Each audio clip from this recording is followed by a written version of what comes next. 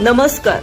महाराष्ट्रातील सर्व जिल्ह्यातील ग्रामपंचायत पासून जिल्हा परिषदेच्या व महानगरपालिका पर्यंतच्या शेताच्या बांधापासून उद्योगाच्या उलाढालीपर्यंतच्या प्रत्येक बातमीचा आढावा सर्व जिल्ह्यासह छत्रपती संभाजीनगर जिल्ह्यातील फक्त सूर्य वार्ता न्यूज चॅनेलवर. वळूया पुढील ताज्या बातम्या.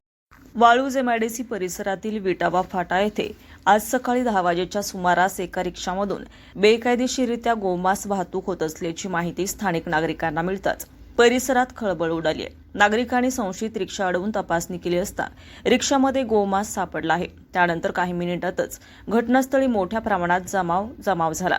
तणाव वाढण्याची शक्यता लक्षात घेऊन वाळूज पोलिसांनी तातडीने घटनास्थळी धाव घेतली आणि परिस्थिती नियंत्रणात आणली. पोलिसांनी रिक्षा तसेच जप्त केला असून गोमांस पंचनामा करून ताब्यात घेतला आहे. या प्रकरणी संबंधित व्यक्तीची चौकशी सुरू केली आहे. गोमांस वाहतुकीचा नेमका उद्देश काय, हे मांस कुठून आणलं आणि कुठे नेलं जाते याबाबत सखोल तपास पोलिसांकडून सुरू आहे. सर्व कोण्यातून तपास केला जात असल्याची माहिती पोलिसांनी दिली आहे. या घटनेमुळे विटावा फाटा परिसरात काही काळ भीतीचं आणि तणावाचं वातावरण निर्माण झालं होतं. मात्र पोलिसांनी योग्य वेळी हस्तक्षेप करून परिस्थिती नियंत्रणात आणली आहे.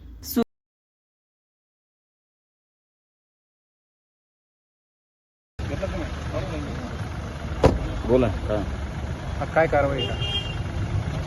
एका आंबेलोळून एका रिक्षामध्ये गोमांस चाललेलं होतं आणि गोरक्षकांनी ते पकडल्यानंतर त्यांनी फोन आला आम्हाला पोलीस स्टेशनला. आम्ही फोन आल्यानंतर आम्ही तात्काळ त्या ठिकाणी कर्मचारी आणि अधिकारी पाठवले, परंतु ते थोडेसे ॲग्रेसिव्ह होते म्हणून मी स्वतः या ठिकाणी आलो.